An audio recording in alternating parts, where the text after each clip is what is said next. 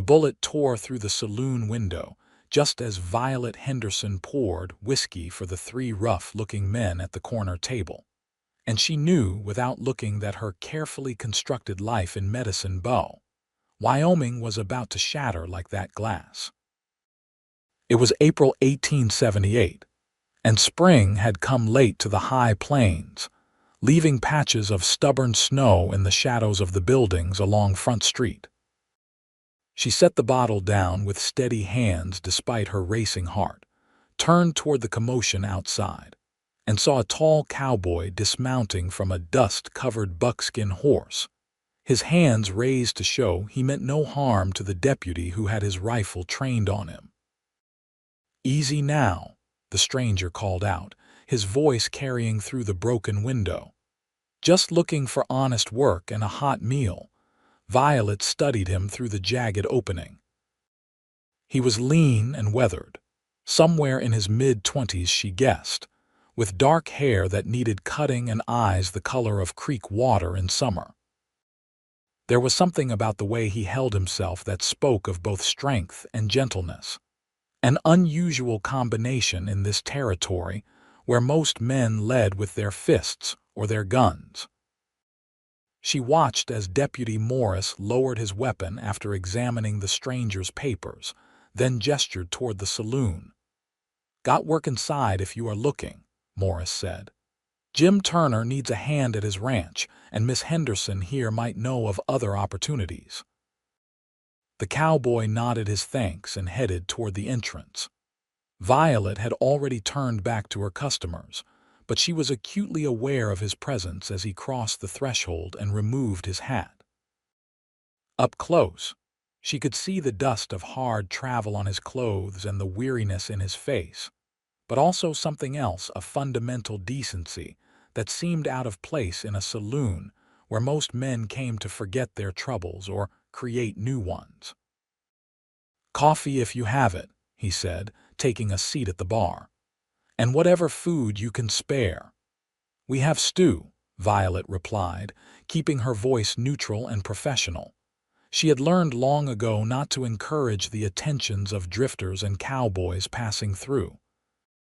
At 24, she had been running this saloon for her uncle for 3 years, ever since he had taken ill and could no longer manage it himself. She poured the coffee and ladled out a generous portion of beef stew, setting both before him with a piece of cornbread. "Thank you, madam." He wrapped his hands around the cup as if drawing warmth from it. "Name is William Rowlands. Most folks call me Will. Violet Henderson."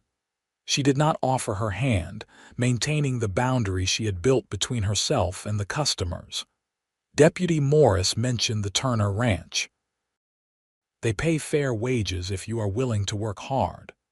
Will nodded, spooning up the stew with obvious hunger. "Heard this was good cattle country.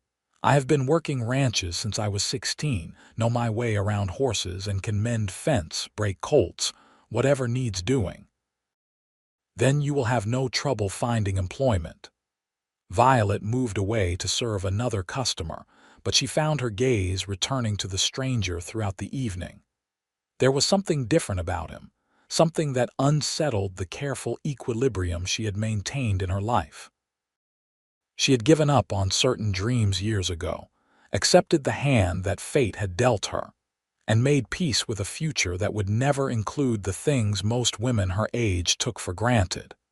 When the saloon finally emptied near midnight, Will Rowlands was one of the last to leave. He paid for his meal with coins that he counted carefully, leaving a small tip that she knew probably represented more than he could afford. "Obliged for the kindness," he said. "Hope to see you again, Miss Henderson." She watched him go, then locked the door and began the familiar routine of cleaning up. Her Uncle Patrick was already asleep upstairs, his breathing labored even in rest. The consumption was taking him slowly but surely, and Violet knew it was only a matter of months now, perhaps weeks. She had nursed him faithfully, repaying the kindness he had shown when she had arrived in Medicine Bow 5 years ago with nothing but a carpetbag and a broken heart. That night, She lay awake in her narrow bed, thinking about the doctor's words from 2 years past. The illness that had nearly killed her had left scars both visible and invisible. She had survived, but at a cost that still haunted her dreams. The doctor had been blunt: she would never bear children. The fever had damaged something essential, and no amount of wishing or praying would change that fundamental truth. At first, the knowledge had devastated her. She had always imagined herself as a mother, had pictured children with her husband's eyes and her smile. But gradually, she had come to accept her circumstances. She had even convinced herself that it was better this way, that she was spared the pain of longing for something she could never have.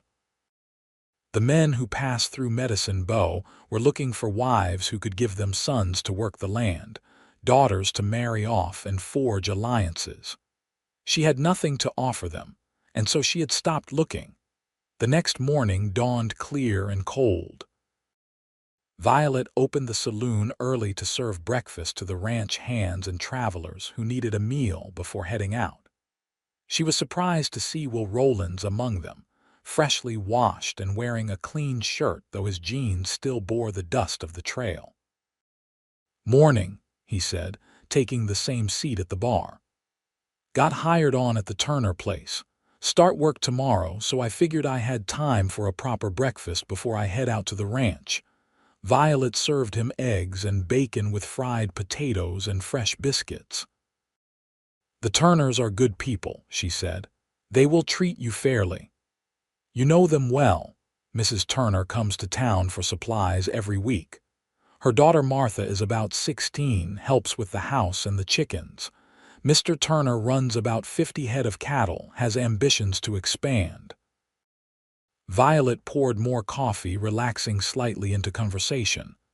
"They lost a son 2 winters ago to pneumonia. It hit them hard." Will's expression softened with sympathy. "That is a terrible thing. No parent should have to bury a child." "No," Violet agreed quietly.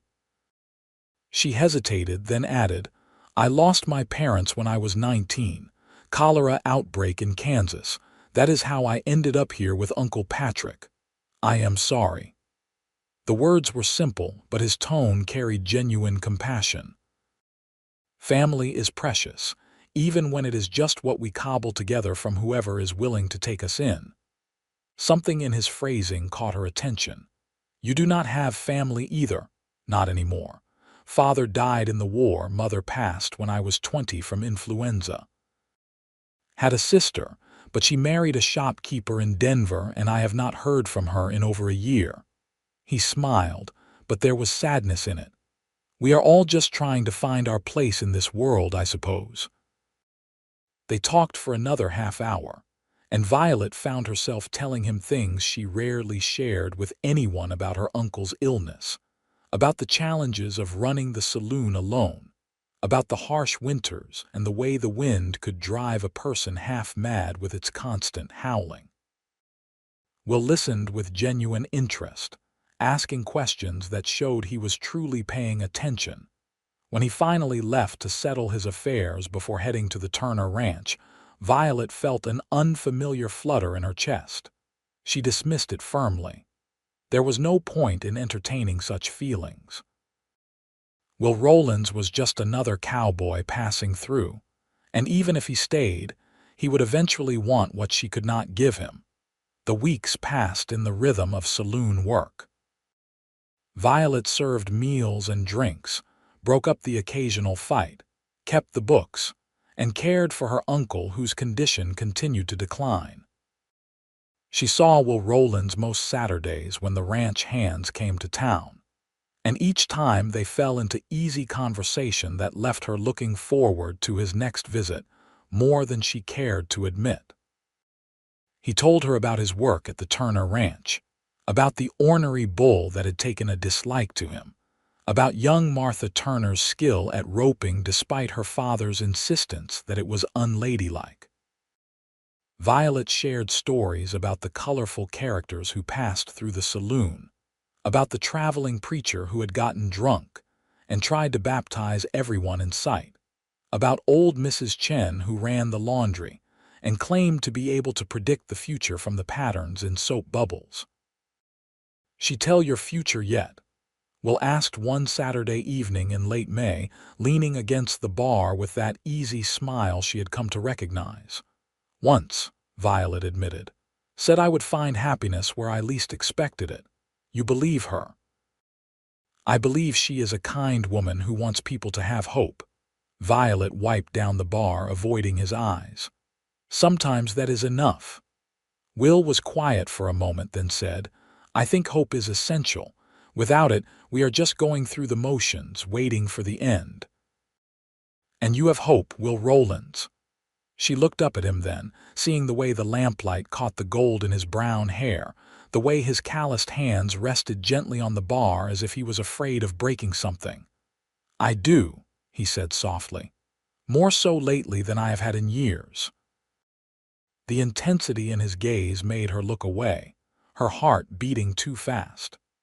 She busied herself with unnecessary tasks until another customer called for service, and when she looked back, Will had moved to join the other ranch hands at their usual table. But throughout the evening she felt his eyes on her, and when their glances met across the crowded room, something passed between them that felt like promise and peril all at once. In June, Uncle Patrick took a turn for the worse. Violet spent 3 days barely leaving his bedside, spooning broth between his cracked lips and sponging his fevered brow. Doc Holloway came twice a day, but there was little he could do except prescribe laudanum for the pain and warn Violet to prepare herself for the inevitable. On the third night, when she was half delirious from exhaustion, someone knocked softly at the back door of the saloon. She stumbled down the stairs to find Will Rowlands standing in the alley, hat in hand. "Mrs. Turner heard about your uncle," he said. "She sent some chicken soup, said it has healing properties, and I thought maybe you could use some help. I can sit with him while you rest, or I can manage the bar if you need to stay upstairs." Violet felt tears sting her eyes, the first she had allowed herself in days. "You should not be here. You have work tomorrow. Jim gave me the day off when I explained the situation. Please, Violet, let me help." She stepped aside to let him in, too tired to protest further.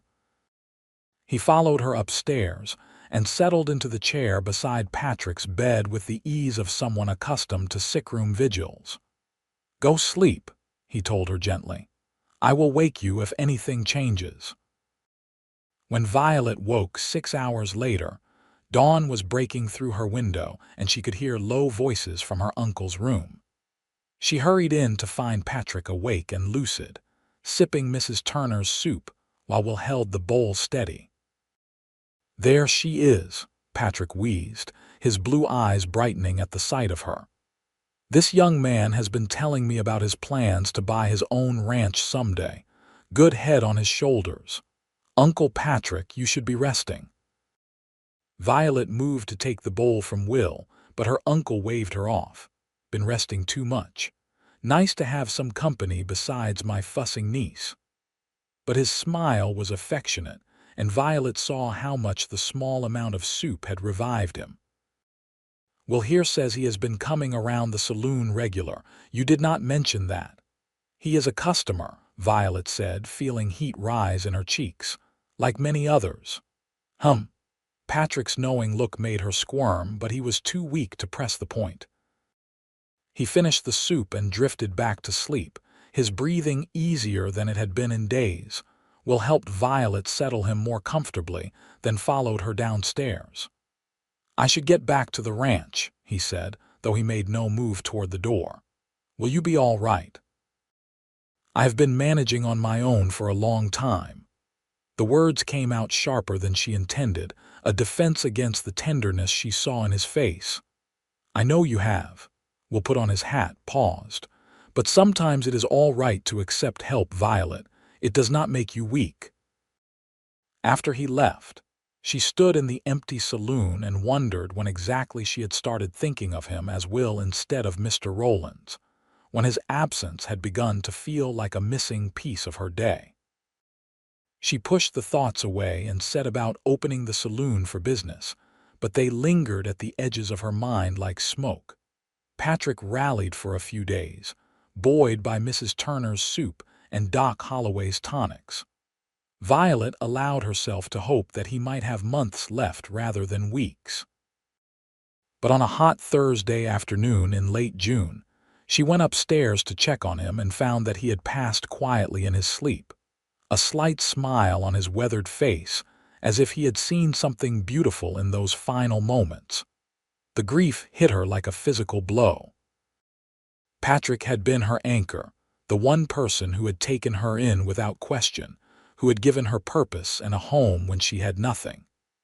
She sat beside his body for a long time, holding his cooling hand and remembering all the kindnesses he had shown her. Doc Holloway came to certify the death and help with the arrangements. The funeral was held 2 days later at the small church at the edge of town. Violet was surprised by how many people attended: ranch families, townspeople, even some of the rougher characters from the saloon who cleaned up and came to pay their respects. Mrs. Turner stood beside her throughout the service, a steady presence. And Will Rowlands was there too, in the back of the church, his hat held over his heart and his eyes full of sympathy. After the burial, people came back to the saloon where Violet had laid out food and drink. She moved through the crowd in a daze, accepting condolences and trying to be gracious when all she wanted was to be alone with her grief. Finally, as the afternoon shadows lengthened, the last mourners departed and she was left with the wreckage of the gathering. "Let me help clean up." Will's voice came from behind her, quiet and calm. "You have done enough." Violet did not turn around, afraid that if she looked at him she would break down completely.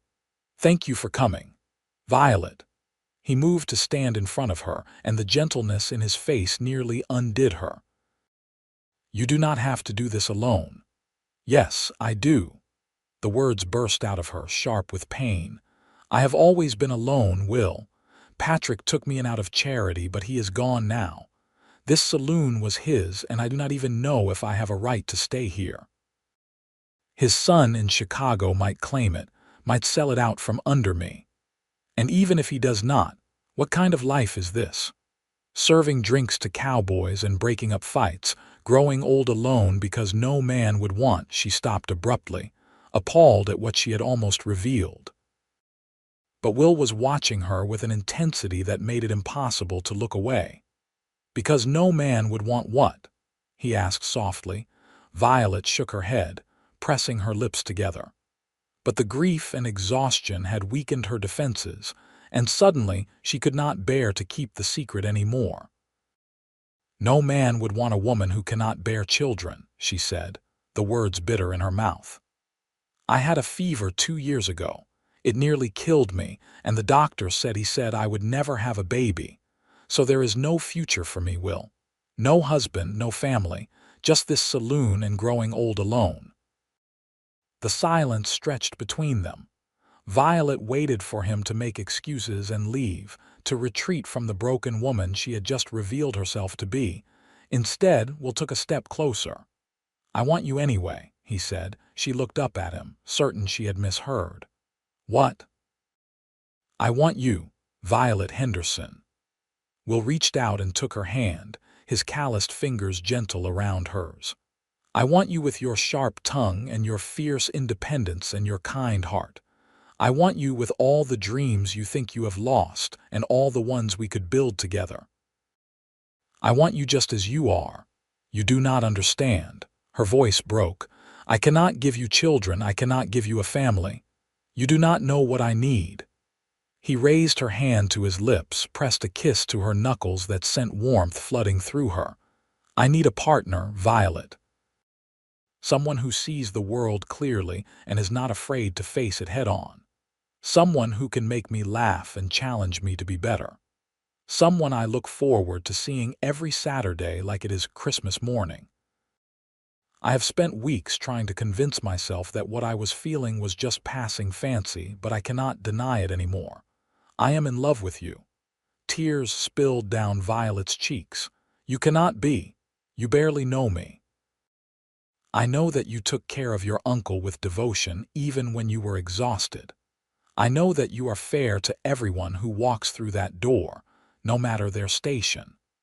I know that you have the most beautiful smile I have ever seen, even though you rarely let it show.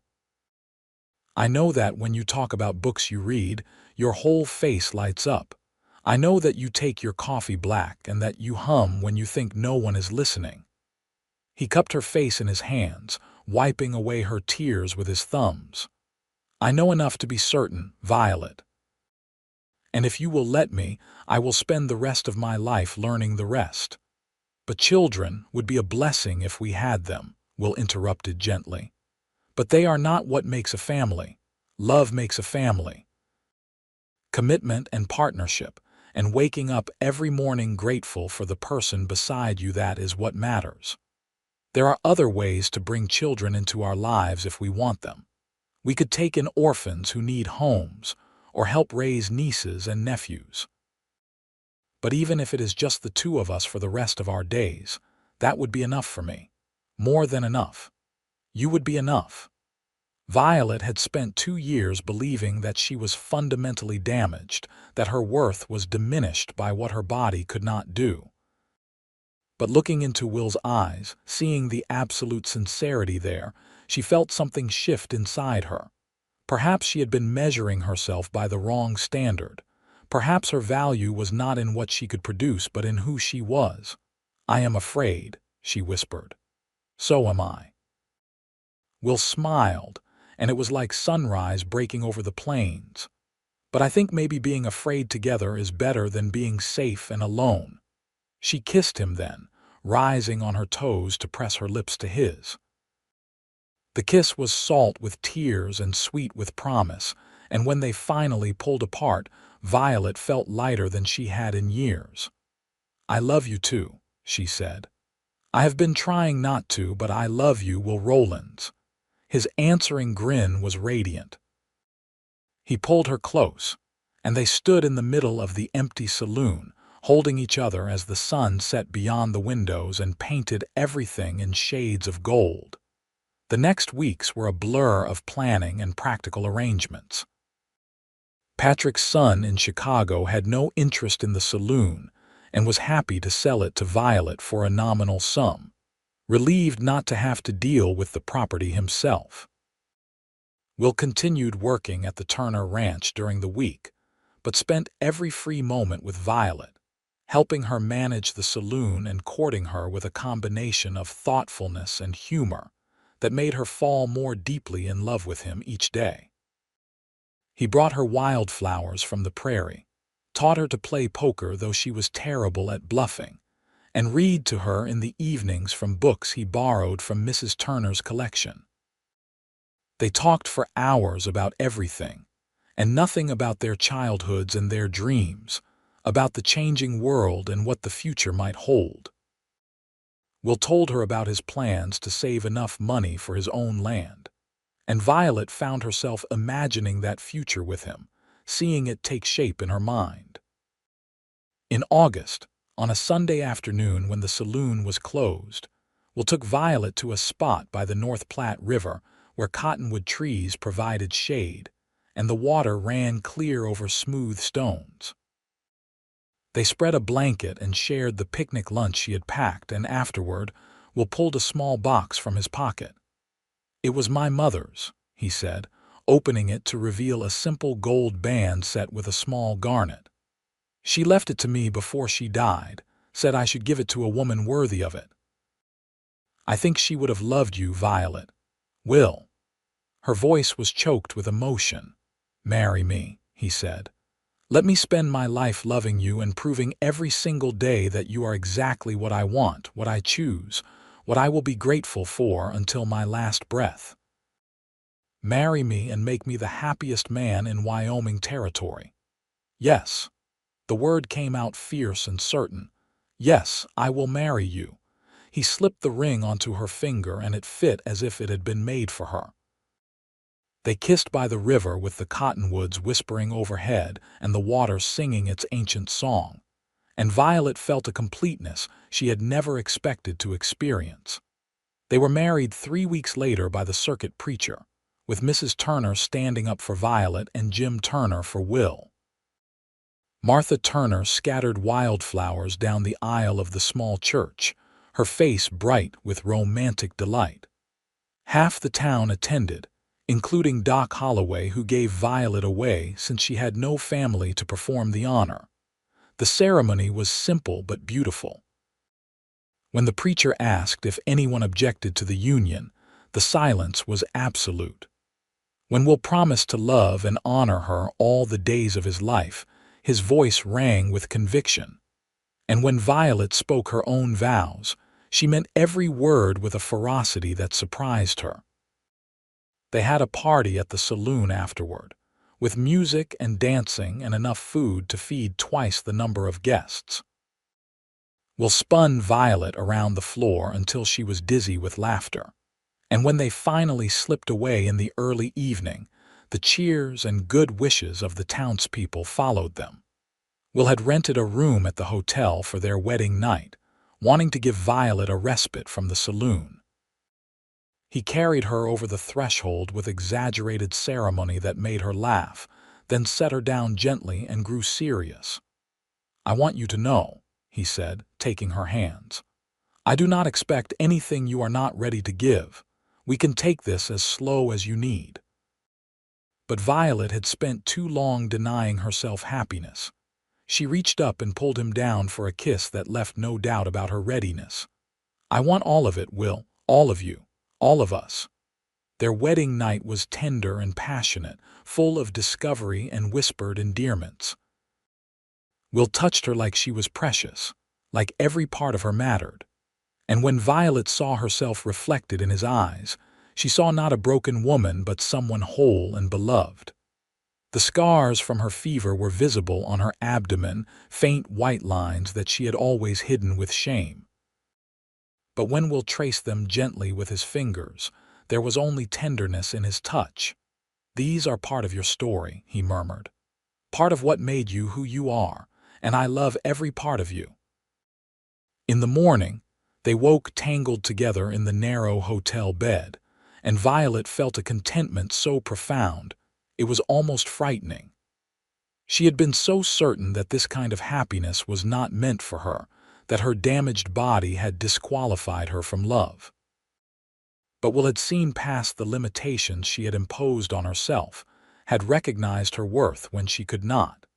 They settled into married life with surprising ease.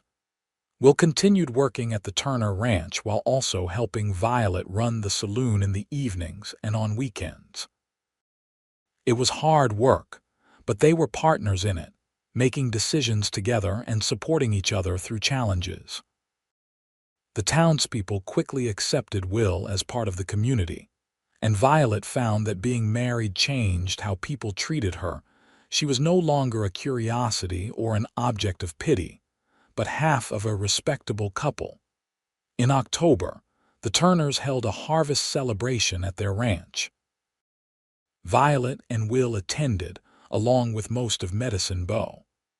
There was a bonfire and music, and Martha Turner had somehow convinced her father to let her demonstrate her roping skills. The girl was talented, catching the dummy steer on her first try while the crowd applauded. "She reminds me of you," Will said, his arm around Violet's waist as they watched, determined to do things her own way. "Is that a compliment or a complaint?" Violet teased. "Always a compliment." He kissed her temple. "Jim was saying he might sell us some of his south pasture if we are interested. 20 acres, good grazing land and a creek running through it." Violet's heart leaped. They had been talking about buying land, about Will's dream of having his own ranch, but it had always seemed distant, years away. "Can we afford it? With what we have saved from the saloon and my wages, we can make a down payment. It would be tight for a while, but we could manage." Will turned her to face him, his eyes bright with excitement. What do you think? Want to be a rancher's wife? I want to be your wife, Violet said. Rancher, cowboy, whatever you dream of being, as long as we are together. They sealed the deal with Jim Turner the following week. 20 acres was not much, but it was a start. They spent their Sundays on the property, planning where to build a house, where to run fence, how many cattle they could support initially. Will worked with an energy and enthusiasm that was infectious, and Violet found herself caught up in the vision of what they could create together. In December, on a snowy evening when the saloon was quiet, Violet was cleaning tables when she heard a commotion at the door. She looked up to see a young woman struggling inside, carrying a bundle wrapped in blankets. The woman was Native American. Violet realized, her dark hair braided and her clothes a mix of traditional and settler garments. She looked exhausted and frightened. "Please," the woman said in heavily accented English. "Help, baby sick." Violet hurried over, ushering the woman to a chair by the stove. When she pulled back the blanket, she saw an infant, perhaps 3 months old, burning with fever and struggling to breathe. "Will," she called, "get Doc Holloway, quickly." While Will ran for the doctor, Violet did what she could to make the baby comfortable. She dampened a cloth and sponged the child's forehead, tried to coax water between the tiny lips. The mother watched with desperate eyes, murmuring what might have been prayers in her own language. Doc Holloway arrived within minutes and examined the infant with practiced efficiency. "Pneumonia," he pronounced grimly. "Touch and go whether the little one pulls through. We need to keep the fever down and try to get fluids in."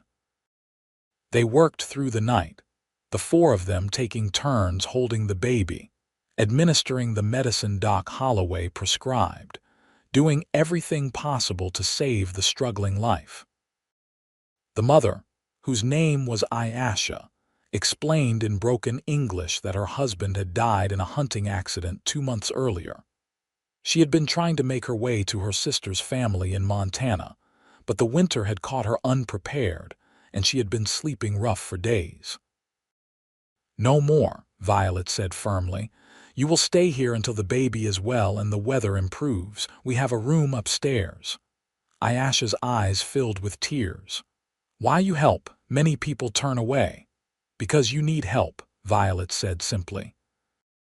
"And because I know what it is like to be alone and afraid." The baby, a boy named Takoda, began to improve as dawn broke. The fever came down, and he managed to nurse from his mother with more strength. By evening, Doc Holloway cautiously declared that the crisis had passed. "You saved him," Ayasha said to Violet, clutching her son close.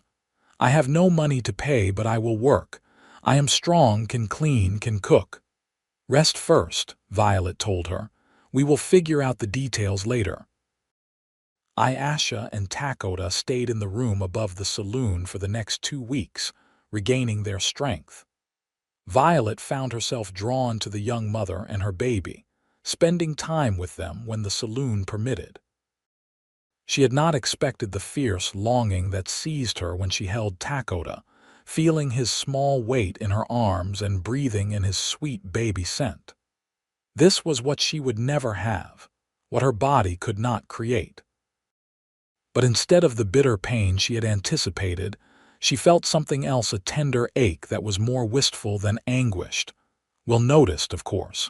He seemed to notice everything about her. "You are wonderful with him," he said one evening after Violet had spent an hour rocking Takoda to sleep. "He is a beautiful baby." She stroked the infant's downy head. "Ayasha is lucky, so are we," Will said. "Lucky to be able to help them." When Ayasha was ready to continue her journey in January, the weather had turned bitterly cold. Violet and Will both knew it would be dangerous for a woman and infant to travel in such conditions. After a long discussion, they made an offer. "Stay here," Violet said, "at least until spring. You can help me run the saloon, and Will can always use an extra hand with the ranch work once you are fully recovered. We have the room, and Takoda should not be traveling in this weather. Ayasha looked between them, clearly torn. You are kind, but I do not want to be burden. You would not be, Will said. We could use the help, honestly, and it would be good to have another woman around, keep Violet from having to manage all those rowdy cowboys alone. So Ayasha stayed. She proved to be an excellent cook and helped with the saloon work, charming customers with her quiet dignity and occasional flashes of humor.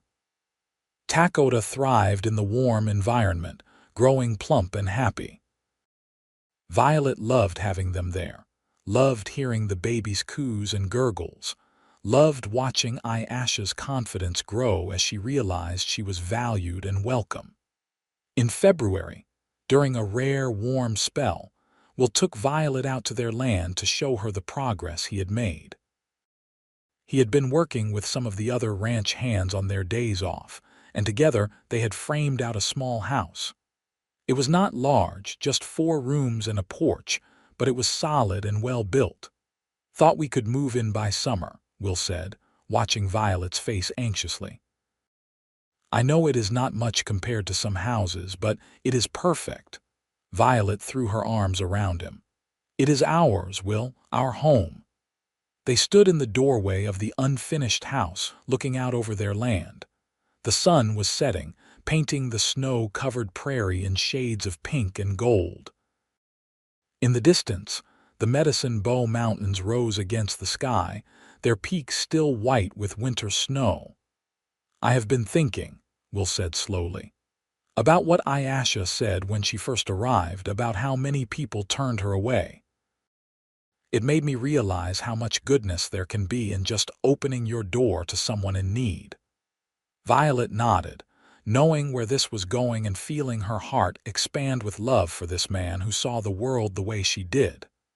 There are a lot of children who need homes, Will continued. Orphans from the Indian wars, from disease, from accidents. And we have this house, this land, this capacity to love.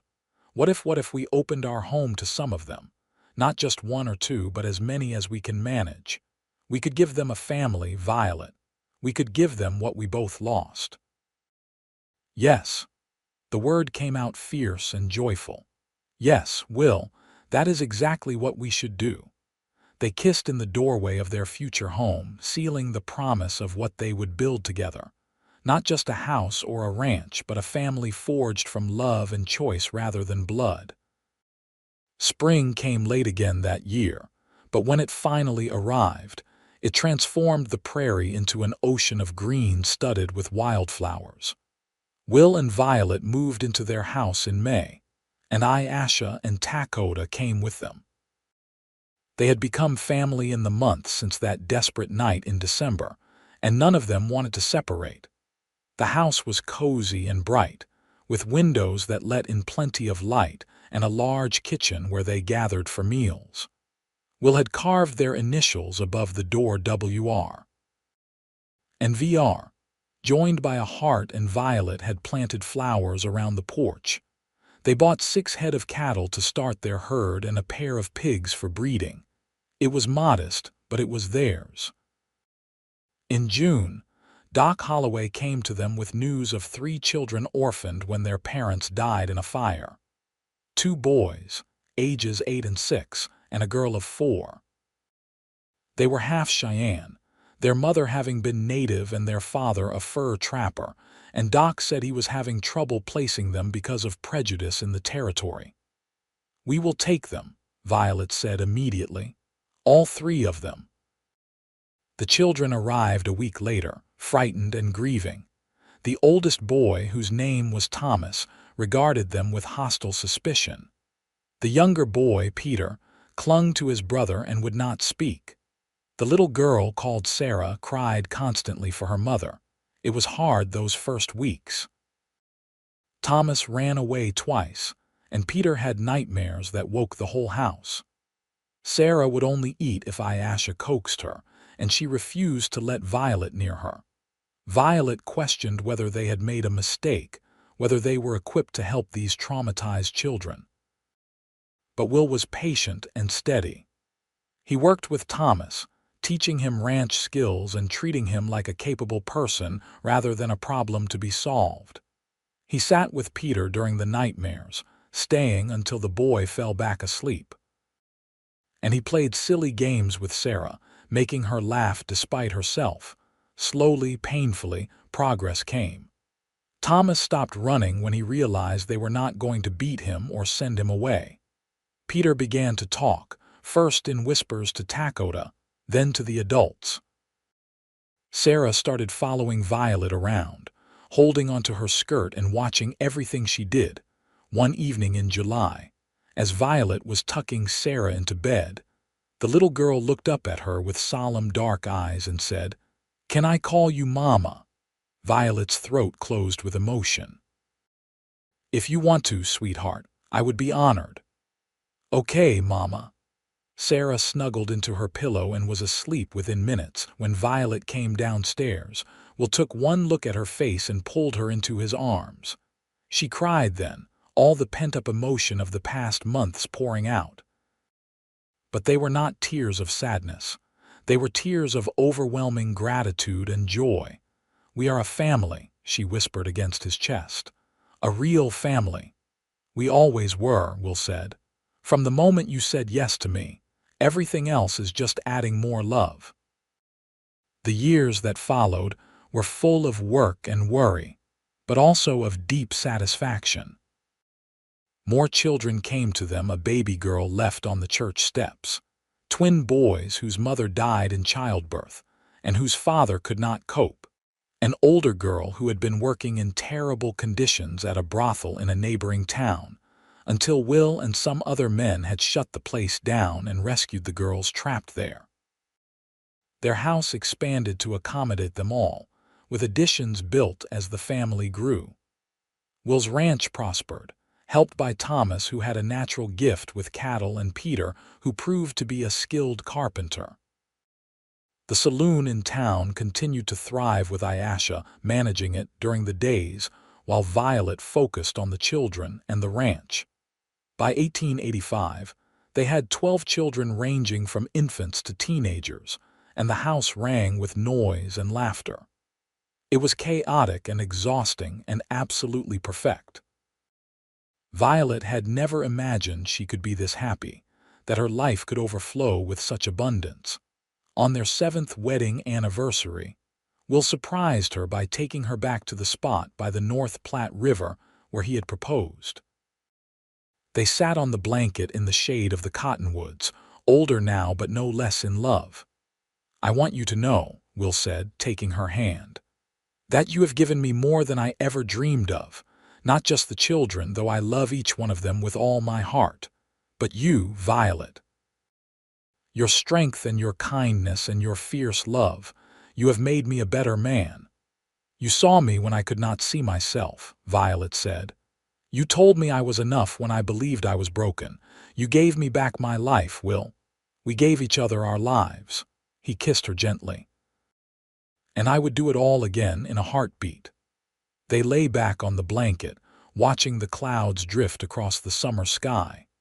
In the distance, they could hear the children playing by the river under Ayesha's watchful eye. Dakota was 7 now, helping look after the younger ones with serious dedication.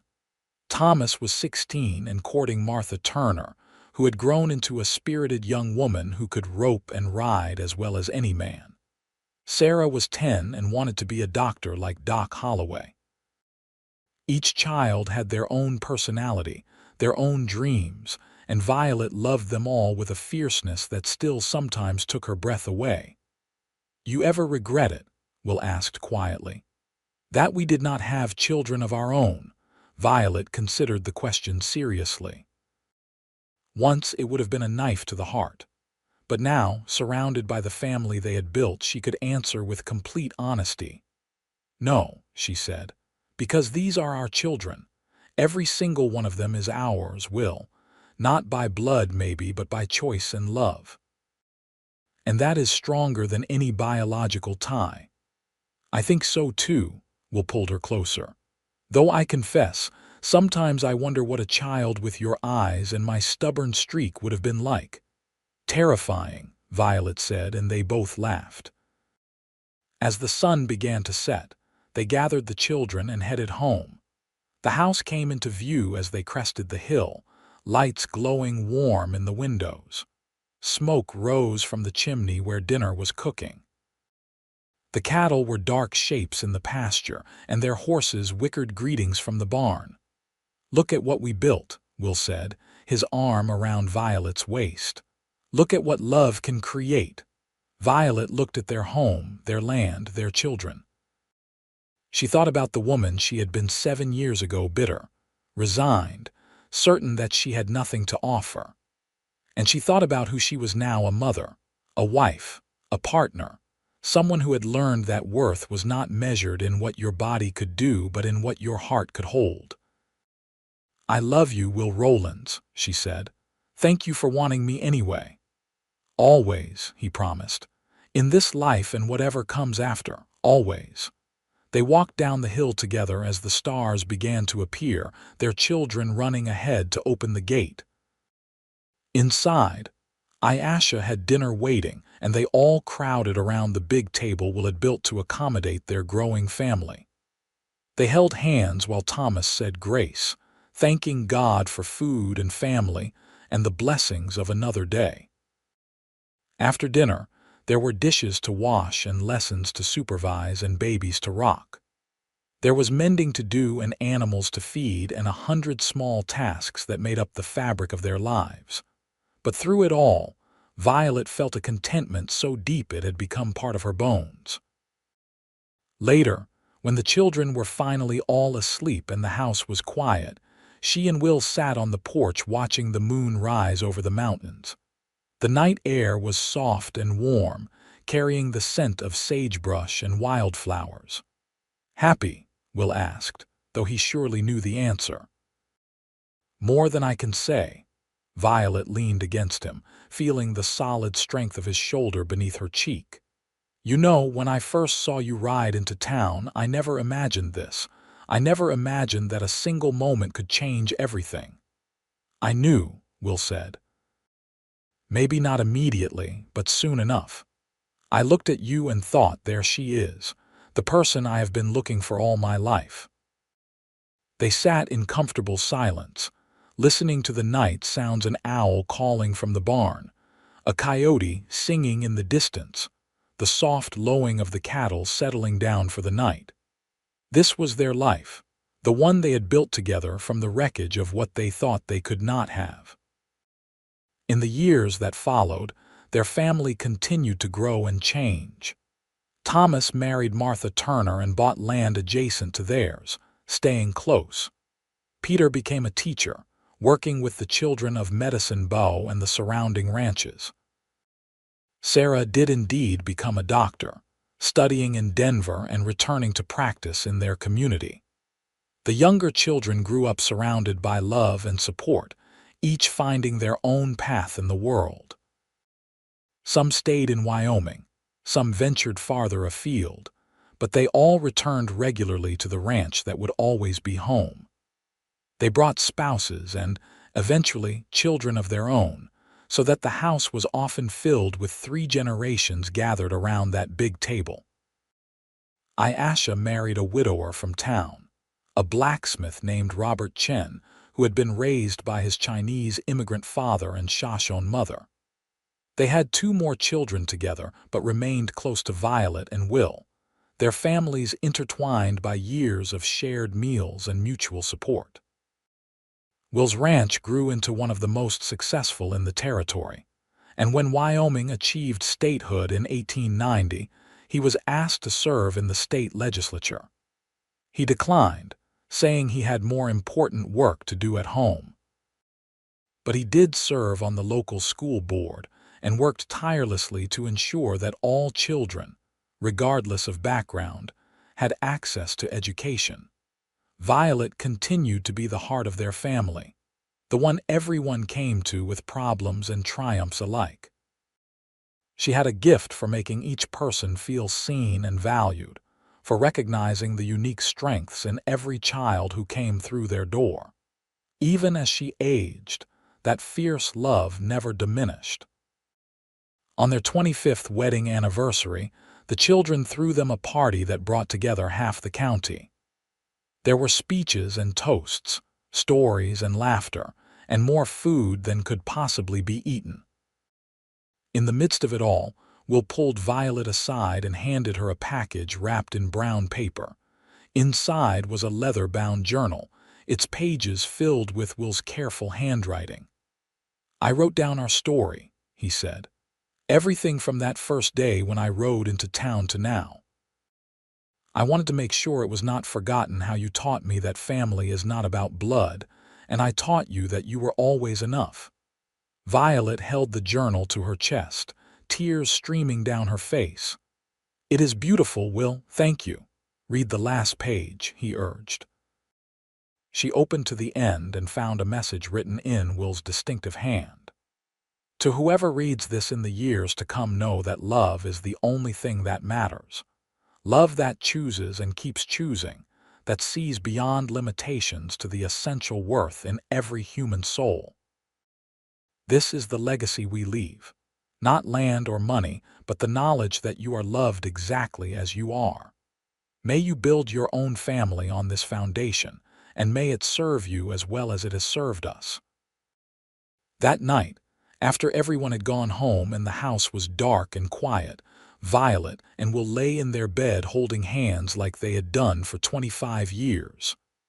"Do you remember that first night?" Violet asked.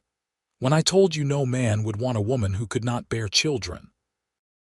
"And I said I wanted you anyway," Will finished. "Best decision I ever made." "Mine too." Violet rolled over to face him, seeing in his weathered face the same gentle cowboy who had walked into her saloon all those years ago. His hair was gray now, and there were lines around his eyes, but his gaze still held that mixture of strength and tenderness that had first captured her heart. "You saved me, Will." "No," he said firmly. "We saved each other. That is what love does. It makes us whole together in a way we never could be alone." They fell asleep like that, wrapped in each other's arms, in the house full of memories, and surrounded by the family they had built. It was not the life either of them had imagined when they were young. It was better, richer, deeper, more meaningful than any dream. The decades rolled on, bringing changes both large and small. The Wild West they had known gradually gave way to a more settled existence. Towns grew into cities, railroads crisscrossed the territory, and the frontier that had shaped their early lives began to fade into memory and myth. But through it all, Violet and Will remained constant, a testament to the power of love that chooses rather than settles, that builds rather than accepts limitations. Their children carried those lessons into their own lives, creating families both biological and chosen, passing down the knowledge that worth is inherent and love is limitless. When Will died in the winter of 1910 at the age of 57, surrounded by his wife and children, his last words were, "I want you anyway." And Violet understood he was promising that not even death would separate them, that he would choose her in whatever came next just as he had chosen her in life.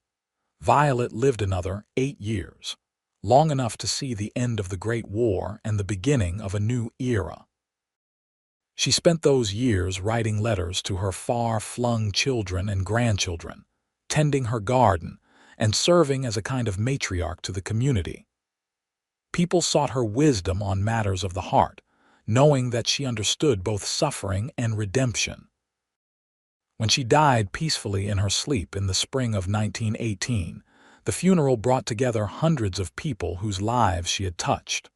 Her children spoke of her fierce love and unyielding strength. Her grandchildren remembered her stories and her cookies. And everyone agreed that Medicine Bow had lost one of its greatest citizens.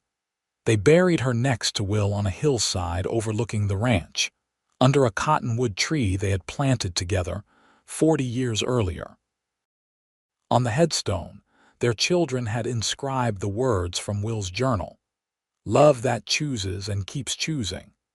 The house stood for many more years, inhabited by various members of the family who kept up the tradition of taking in children who needed homes. The ranch continued to thrive, passing through multiple generations.